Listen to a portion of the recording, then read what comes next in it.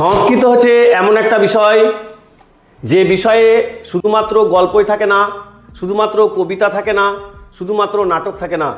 এখানে গল্প, নাটক, কবিতার সাথে সাথে থাকে ব্যাকরণ, থাকে সাহিত্যের ইতিহাস। আর এই সাহিত্যের ইতিহাসের অনেকগুলি ভাগ আছে। তার মধ্যে একটি হলো গল্প সাহিত্য। সেই গল্প সাহিত্যের অন্তর্ভুক্ত আমাদের একাদশ শ্রেণীর ফার্স্ট সেমিস্টারে এই সংস্কৃত সাহিত্য হিসাবে নেওয়া হয়েছে পঞ্চতন্ত্র, হিতোপদেশ এবং কথা সরিৎ সাগর। আজকে আমরা এই ভিডিওতে এই পঞ্চতন্ত্র, হিতোপদেশ এবং কথা সরিৎ সাগরের সম্পর্কে আমাদের সিলেবাস অনুযায়ী বিস্তারিত আলোচনা করব।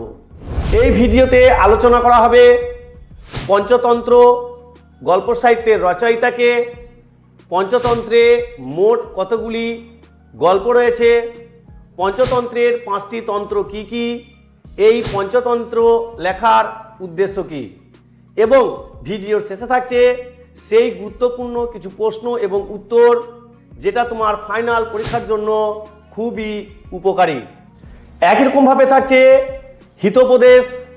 এই হিতোপদেশ গল্প সাহিত্য থেকে এই ভিডিওতে আমরা পড়ব হিতোপদেশের রচয়িতাকে, হিতোপদেশে মোট কতগুলি গল্প রয়েছে, এই হিতোপদেশ রচয়িতার মূল উদ্দেশ্য কি, এবং ভিডিওর শেষে থাকছে একই রকমভাবে সেই গুরুত্বপূর্ণ কিছু প্রশ্ন এবং উত্তর। এছাড়াও আমাদের পাঠ্য বা সিলেবাসের অন্তর্ভুক্ত অনুযায়ী গল্প সাহিত্যের অন্তর্ভুক্ত এই সাহিত্যের ইতিহাসের শেষ গল্প, যার নাম হচ্ছে কথা সরিৎ সাগর। একই রকমভাবে কথা সরিৎ সাগরেরও আমরা জেনে নেব এই ভিডিওতে রচয়িতাকে এবং এটি কী ধরনের গল্প সাহিত্য।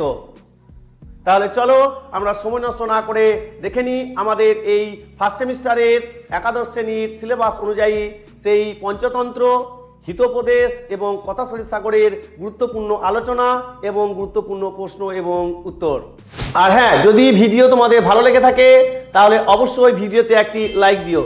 আর এইরূপ শিক্ষণীয় ভিডিও পেতে এই আইএসপি তুফান খাদিম চ্যানেলকে সাবস্ক্রাইব করে রাখো। দেখো, গল্প সাহিত্যের গুরুত্ব আছে। যেমন গল্প থেকে আমরা নীতিকথা পাই, কবিতা থেকে যেমন আমরা নীতিকথা পাই, নাটক থেকে যেমন সামাজিক বা বিভিন্ন ধরনের জ্ঞান পাই, তেমনি যে কোনো সাহিত্যের যে কোনো বিষয়ে সাহিত্য থেকে আমরা একটা সুন্দর একটা জ্ঞান পাই, অতীত সম্পর্কে জ্ঞান পাই। কি বলা হয়েছে এখানে এই ভিডিওতে আমরা পড়ব শ্রেণী বিভাগ ও মূল উদ্দেশ্য। আর কি থাকছে নীতি শিক্ষা, মানব জীবনের আচরণবিধির এক অনূদ্য অলেখ্য। অর্থাৎ সাহিত্য শুধু সাহিত্য নয়, সাহিত্যের মাধ্যমে তৎকালীন সময়ে রীতিনীতি, তৎকালীন সময়ে সমাজ ব্যবস্থাপনা, তৎকালীন সমাজের অর্থনৈতিক ব্যবস্থাপনা, এই সকল কিছু আমরা জানতে পারি গল্প সাহিত্য থেকে। এরপর পড়তে হবে আমাদের গল্প সাহিত্যে যে প্রধান দুই ধারা। টোটাল সংস্কৃত সাহিত্যের যে গল্প সাহিত্যের কথা বলা হয়েছে সেই গল্প সাহিত্যকে আমরা দুই ভাগে ভাগ করব, প্রধান দুই ভাগে ভাগ করব। এটা একটা গুরুত্বপূর্ণ প্রশ্ন আসতে পারে। সংস্কৃত সাহিত্যের গল্প সাহিত্যকে কয় ভাগে ভাগ করা যায় ও কি কি? দুই ভাগে ভাগ করা যায়। কি কি? একটা হচ্ছে পশুপক্ষী অবলম্বনে রচিত গল্প, একটা হচ্ছে মানুষ ও অলৌকিক চরিত্র অবলম্বনে গল্প। দেখো, পশুপক্ষী অবলম্বনে রচিত কি বলছে? পশুপক্ষীকে গল্পের প্রধান চরিত্র হিসাবে রূপক আকারে ব্যবহার করে জীবন দর্শন, রাজনীতি ও নীতিশাস্ত্রের জটিল উপদেশ অতি সহজ উপায়ে উপস্থাপনা করা হয়। আমাদের বাড়িতে কম বেশি সকলের দেখবে বাচ্চা ছেলে আছে। সেই বাচ্চা ছেলেরা দেখবে কার্টুন দেখতে খুব ভালোবাসে। সেই কার্টুনের মাধ্যমে আজকে বর্তমানে বিভিন্ন কাহিনী, বিভিন্ন গল্প, বিভিন্ন নীতিকথা, উচিত অনুচিত, ন্যায় অন্যায় দেখবে সুন্দরভাবে উপস্থাপনা করা হয় সেই কার্টুন বা ব্যঙ্গ চিত্রগুলোর মাধ্যমে। অনুরূপ এখানেও বলা হয়েছে যে গল্প সাহিত্য শুধু গল্প সাহিত্য নয়, এখানে বলা হয়েছে পশু পাখি গল্পের প্রধান চরিত্র করে মানুষকে নীতিশিক্ষা দেওয়া হয়। আর কি থাকছে? মানুষ ও অলৌকিক চরিত্র। যেমন এখানে মানুষ, গান্ধর্ব, দ্বৈত, দানব চরিত্র অবলম্বনে রচিত কৌতূহলপ্রদ এবং আদ্যবিঞ্চরকমূলক কাহিনী। এতে রাজকীয় জীবন, বুদ্ধিমত্তা ও সাহসিকতা প্রাধান্য পায়। দেখো, এটা একটা অলৌকিক বিষয়। মানুষের সঙ্গে একটা দেবতার সঙ্গে একটা অসুরের সঙ্গে গান্ধর্বের, এরকম নানান যে অলৌকিক বিষয়গুলো, সেগুলোর মাধ্যমে গল্প আকারে মানুষদেরকে নীতিশিক্ষা দেওয়া হয়। এরপর আমরা পশুপক্ষী অবলম্বনে কি কি আছে সেগুলো আমরা জানবো। যে পশুপক্ষী ভিত্তি গল্প সাহিত্য, বলছে প্রধান সংকলন, বলছে পঞ্চতন্ত্র, অর্থাৎ পরীক্ষা আসতে পারে পশুভিত্তিক কতগুলি এক্সাম্পল দাও। তাহলে পশুভিত্তিক এক্সাম্পল কি থাকছে? পঞ্চতন্ত্র, হিতোপদেশ এবং কি থাকছে সুক্ত সপ্তী কথা। আর কি মূল উদ্দেশ্য, অর্থাৎ এই পশুপক্ষী অবলম্বনে রচিত মূল উদ্দেশ্য কি? উদ্দেশ্য হচ্ছে পশুপক্ষী রূপক চরিত্রের মাধ্যমে নীতিশিক্ষা বাস্তব জ্ঞান প্রদান করা, একটু আগে যেটা আমি বললাম। আর কি থাকছে শিক্ষাদান পদ্ধতি, নীতি জ্ঞানহীন রাজপুত্রদের অতি সহজে আচরণবিধি শেখানোর এটি একটি কৌশল। আর কি থাকছে বৈশ্বিক প্রভাব, এই গল্পগুলি বিশ্বের শতাধিক ভাষায় অনুদিত এবং সমাদৃত হয়েছে। এরপর চলে আসবো আমাদের দ্বিতীয় ভাগ। গল্প সাহিত্যের প্রথম ভাগ ছিল পশুপক্ষী অবলম্বনে, দ্বিতীয় ভাগ আছে আমাদের কি মানব এবং দ্বৈত চরিত্র অবলম্বনে। দেখি এই মানব এবং দ্বৈত চরিত্র ভিত্তিক সাহিত্য কি কি। এক নম্বরে বলা হয়েছে কথা শরীর সাগর। কি বলা হয়েছে? কথা শরীর সাগর, এটা আমাদের এই সেমিস্টারের অন্তর্ভুক্ত করা আছে। কথা শরীর সাগরে কি আছে না গুণাঢ্যের প্রকৃত ভাষায় বৃহৎ কথা অবলম্বনে পণ্ডিত সোমদেব রচিত। তাহলে এখানে কি হলো? কথা শরীর সাগরের রচয়িতা কে হলো না সোমদেব, এক বিশাল গল্প সংকলন করেন। আর থাকছে পুরুষ পরীক্ষা। তাহলে পুরুষ পরীক্ষা ও বেতাল পঞ্চবিংশতি যেটাকে বলা হয়, ওই যে পুরুষ পরীক্ষা, বেতাল পঞ্চবিংশতি ও সিংহাসন দাতিসংসিকা বিচার বৃদ্ধি এবং চতুরতার অন্য এক নিদর্শন। এছাড়াও মানব ও দ্বৈত চরিত্র ভিত্তিক হিসাবে কি থাকছে এর মূল উদ্দেশ্য হচ্ছে বিনোদনের পাশাপাশি সমাজে নীতি শিক্ষা, বুদ্ধিদীপ্ত সিদ্ধান্ত গ্রহ এবং আদর্শ চরিত্র গঠন। তাহলে পশুপক্ষী অবলম্বনে যেমন আমরা দেখলাম পঞ্চতন্ত্র, হিতোপদেশগুলি রয়েছে বা সপ্তশতিকা রয়েছে, একই রকম ভাবে মানব ও দ্বৈত চরিত্র হিসেবে কি থাকছে কথা শরীর সাগর, আর কি থাকছে পুরুষ পরীক্ষা, আর কি থাকছে না এর মূল উদ্দেশ্য। এরপর আমরা একটা একটা করে পড়বো। আমাদের সিলেবাস অনুযায়ী প্রথমে আছে পঞ্চতন্ত্র, তাই তো? এই পঞ্চতন্ত্র থেকে কি বলা হয়েছে না পঞ্চতন্ত্র হলো আর্য বিষ্ণু শর্মা রচিত ও বিশ্ব প্রসিদ্ধ নীতিশিক্ষা এবং কালজয়ী গল্প সংকলন। তাহলে এখান থেকে আমরা একটা শর্ট প্রশ্ন পেয়েই গেলাম যে পঞ্চতন্ত্র এর রচয়িতাকে।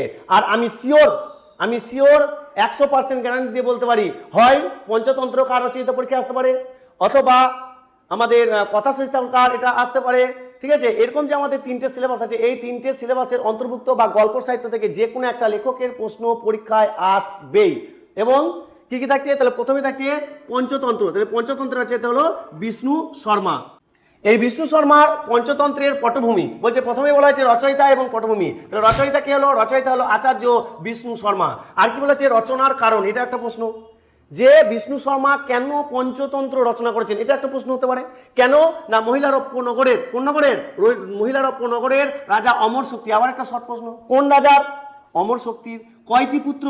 3টি পুত্র। তাদের মানসিক অবস্থা কেমন ছিল? বোধহীন বা জ্ঞানহীন। রাজপুত্রকে, সেই রাজপুত্র 3টে কে? বসু শক্তি, উগ্র শক্তি এবং অনেক শক্তি, এটাও একটা প্রশ্ন। শিক্ষাদানের উদ্দেশ্যে এটি রচিত। তাহলে আমি বলেছিলাম ভিডিওর প্রথমেই আমরা কি কি পড়বো, রচয়িতা, উদ্দেশ্য এবং কতগুলি গল্প আছে, এবং সেই গল্পের ভিতরে আবার কতগুলি গল্প আছে, এবং মোট গল্পের সংখ্যা 72টি। কতটি বললাম? 72টি মোট এখানে পঞ্চতন্ত্রে কি আছে?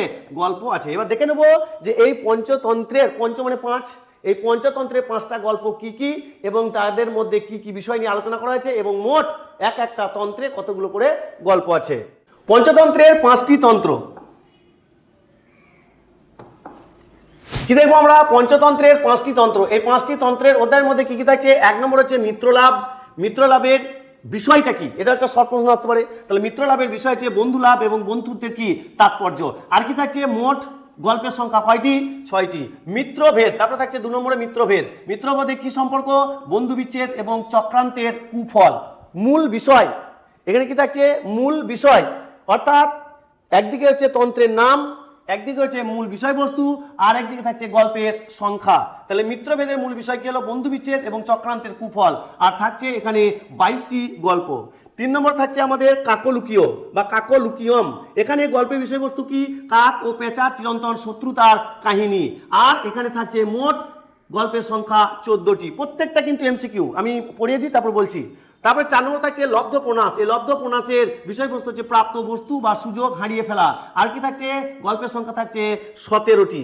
আর থাকছে 5 নম্বর অপরীক্ষিত কারক। এই অপরীক্ষিত কারকের বিষয়বস্তু হচ্ছে অবিবেচনা এবং হটকারিতার পরিণতি, এবং গল্পের সংখ্যা থাকছে 14টি। তাহলে এখানে যদি আমরা বলি প্রশ্ন, কতগুলো প্রশ্ন হতে পারে? টোটাল 5টা যে গল্প আছে, সেই 5টা গল্পের 5 5 10। তাহলে এখান থেকে পুরো 6 থেকে মোট 10টা কিন্তু আমাদের কি আসতে পারে? শর্ট প্রশ্ন কিন্তু আসতে পারে। কেমন ভাবে আসতে পারে? মিত্রলাভ এর বিষয়বস্তু, মিত্রভেদের বিষয়বস্তু, কাকলুকীয়র বিষয়বস্তু। একই রকমভাবে মিত্র লাভ তন্ত্রে মোট কতগুলি গল্প আছে, একই রকমভাবে মিত্রভেদে কতগুলি আছে, কাকলুকীয়মে কতগুলি গল্প আছে, তারপরে লব্ধপন্যাসে কতগুলি গল্প আছে, তারপর অপরীক্ষিত কারকে কতগুলি গল্প আছে। যদি তোমাদের মনে হয় এটা গুরুত্বপূর্ণ একটা বিষয়, তোমরা স্ক্রিনশট করে নিতে পারো, অথবা আমাকে কমেন্টে জানাবে। এইটার পুরো পিডিএফ, অর্থাৎ এই যে পিপিটিতে আমি পড়াচ্ছি এর পুরো পিডিএফ আমি তোমাদেরকে হোয়াটসঅ্যাপে কি করে দেবো, সেন্ড করে দেবো। নেক্সট আমাদের গল্প সাহিত্যের মধ্যে পড়ছে হিতোপদেশ। একরকম ভাবে আমরা পড়বো হিতোপদেশের পরিচিতি। পরিচিতি রূপে কে থাকছে? রচয়িতা হচ্ছে পণ্ডিত নারায়ণ শর্মা। কে? পণ্ডিত নারায়ণ শর্মা। আগের পড়া কি ছিল? আগের পড়া ছিল পঞ্চতন্ত্র। পঞ্চতন্ত্রের রচয়িতা কে ছিল? আচার্য বিষ্ণু শর্মা। এখানে হিতোপদেশের লেখক হচ্ছেন কে? না, পণ্ডিত নারায়ণ শর্মা। রচনার উদ্দেশ্য, যেমন পঞ্চতন্ত্রের রচনার উদ্দেশ্য কি ছিল? রাজা অমর শক্তির 3 বোধহীন যে পুত্র, সেই 3 পুত্রকে পশু পক্ষীর মাধ্যমে জ্ঞান দেওয়ার জন্য বিষ্ণু শর্মা রচনা করেছিলেন পঞ্চতন্ত্র, যেগুলো আজকে বর্তমানে বহু কার্টুন আছে। একই রকম ভাবে হিতোপদেশের রচয়িতা নারায়ণ শর্মা, এবং এই হিতোপদেশ রচনার উদ্দেশ্য হচ্ছে কি না, পাটলিপুত্রের রাজা, কি পাটলিপুত্রের রাজা সুদর্শনের পথভ্রষ্ট পুত্রদের নীতিশিক্ষার জন্য শিক্ষিত করার জন্য এটি রচনা করা হয়। একই রকম, একদম সেম ফরম্যাট। ওখানেও রাজা অমর শক্তি, এখানে হচ্ছে রাজা সুদর্শন, ওখানে মহিলারপ্য রাজা, আর এখানে হচ্ছে পাটলিপুত্রের রাজা। এক একটা কিন্তু সব এমসিকিউ প্রশ্ন এবং উত্তর। মোট গল্প, যেমন ওখানে গল্পের সংখ্যা ছিল 72টি, অর্থাৎ 72, আর এখানে মোট গল্পের সংখ্যা হচ্ছে 43টি। এগুলো একটি পশুপক্ষী অবলম্বনে রচিত। পঞ্চতন্ত্র, হিতোপদেশ, এই সমস্ত গল্প সাহিত্যগুলো পশুপক্ষী অবলম্বনেই রচিত। নেক্সট দেখে নেবো আমরা একরকম ভাবে, যেমন পঞ্চতন্ত্রে যেমন আমরা ভাগ দেখলাম, একরকম ভাবে আমাদের যে হিতোপদেশ আছে নারায়ণ শর্মার, সেই হিতোপদেশে মোট কতগুলো ভাগ আছে? পঞ্চ মানে আগে বুঝেছিলাম পঞ্চ মানে 5টা, এখানে হিতোপদেশে কিন্তু এরকম বলা নেই, কিন্তু এখানে টোটাল গল্পের সংখ্যা হচ্ছে 4টে বা 4 ধরনের গল্প আছে। একটা কি হচ্ছে মিত্রলাভ, কি বলা আছে? মিত্রলাভ। এখানে মোট গল্পের সংখ্যা কয়টি? 9টি। মোট কয়টি গল্পের সংখ্যা? না, 9টি হচ্ছে আমাদের গল্পের সংখ্যা। এখানে কি বলা হয়েছে? মিত্রলাভে সৎ বন্ধু অর্জন এবং প্রীতি স্থাপনের সুফল। তারপরে কি থাকছে আমাদের? সুহৃদভেদ। এখানে কি থাকছে? 10টি গল্প। কয়টি গল্প? 10টি গল্প, অর্থাৎ বন্ধুদের মধ্যে বিভেদ সৃষ্টির কৌশল। অনেকটা পঞ্চতন্ত্রের মতোই তোমাদের মনে হতে পারে, নয়, পঞ্চতন্ত্র থেকেই বহু গল্প এখানে অনুসরণ করে লেখা হয়েছে। তারপরে কি থাকছে আমাদের? বিগ্রহ। বিগ্রহের মধ্যে করা থাকছে 10টি গল্প। এখানে কি বলা হয়েছে? যুদ্ধ, বিরোধ ও তার পরিণতি সম্পর্কে করা হয়েছে, আলোচনা করা হয়েছে। আর কি থাকছে? সন্ধি। কি থাকছে? সন্ধি। সন্ধির মধ্যে গল্প সংখ্যা কয়টি? 13টি। এখানে কি করা হয়েছে? শান্তি স্থাপন ও সমঝোতার উপায়। দেখো, সন্ধি মানে হচ্ছে শান্তি স্থাপন। তাহলে আমরা কি দেখলাম? হিতোপদেশের খণ্ড হচ্ছে 4টে। 1 নম্বর হচ্ছে মিত্রলাভ, 2 নম্বর হচ্ছে সুহৃদভেদ, আর 3 নম্বর হচ্ছে বিগ্রহ, আর 4 নম্বর থাকছে আমাদের কি না সন্ধি। এই ছিল আমাদের হিতোপদেশ এবং হিতোপদেশের 4টে খণ্ড, এবং সেই খণ্ডের এক একটা নাম এবং প্রত্যেকটা খণ্ডে কতগুলো করে গল্প আছে এবং গল্পের বিষয় বস্তু। তাহলে পড়ে থাকলো আমাদের আর কি? কথা সরিত সাগর। তাহলেই আপাতত আমাদের সিলেবাস কমপ্লিট হবে এই ভিডিওর মাধ্যমে। নেক্সট এবং লাস্ট হচ্ছে কথা সরিত সাগর। কথা সরিত সাগরে কি বলা হয়েছে? রচয়িতা একরকম ভাবে। তাহলে কথা সরিত সাগরের রচয়িতা কি আছে? সোমদেব ভট্ট। উনি কোথাকার ছিলেন? কাশ্মীরের একজন ব্রাহ্মণ। তাহলে পরীক্ষায় আসতে পারে কথা সরিত সাগরের রচয়িতাকে সোমদেব ভট্ট, এবং তিনি কোথাকার লেখক ছিলেন? না, কাশ্মীরের একজন পণ্ডিত এবং ব্রাহ্মণ। উৎস, উনি গুণাঢ্যের প্রকৃত গ্রন্থ বৃহৎ কথা থেকে কথা সরিত সাগরকে রচনা করেছেন, অর্থাৎ এটা আমরা বলতে পারি কি না উৎস। আর কি থাকছে? নামার্থ। এই নামের অর্থ কি? যেমন সরিত শব্দের অর্থ হচ্ছে নদী, সাগর শব্দের অর্থ হচ্ছে সমুদ্র, অর্থাৎ কথা সরিত সাগর। এই কথা সরিত সাগর গল্পের মূল যেটা অর্থ সেটাই হচ্ছে কি? গল্পের সমুদ্র, অর্থাৎ অসংখ্য গল্প। উদ্দেশ্য কি থাকছে? না, জলন্ধর রাজকন্যা তথা রাজমহিষী সূর্যমতীর চিত্ত বিনোদনের জন্য আমাদের সোমদেব ভট্ট এই কথা সরিত সাগর গল্পটি রচনা করেছেন। আর কি থাকছে মূল বিষয়? এর মূল বিষয় কি? উদয়ন, বাসব দত্তা এবং তাদের পুত্রবধূদের প্রায় নিয়ে 900টি রোমাঞ্চকর কাহিনী রচিত হয়েছে কথা সরিত সাগর গল্পের মধ্যে। তাহলে আমরা কি দেখলাম? আমাদের এই ভিডিওর মধ্যে পঞ্চতন্ত্র, হিতোপদেশ এবং কথা সরিত সাগরের কতগুলো কমন জিনিস। এক হচ্ছে রচয়িতার উদ্দেশ্য, মোট কতগুলি গল্প আছে, তার ভিতরে কি কি নাম আছে, তাদের মধ্যে কতগুলি গল্প আছে, এবং এছাড়াও থাকবে আমাদের এই ভিডিও শেষে সেই গুরুত্বপূর্ণ প্রশ্ন এবং উত্তর পূর্ব প্রতিশ্রুতি অনুসারে।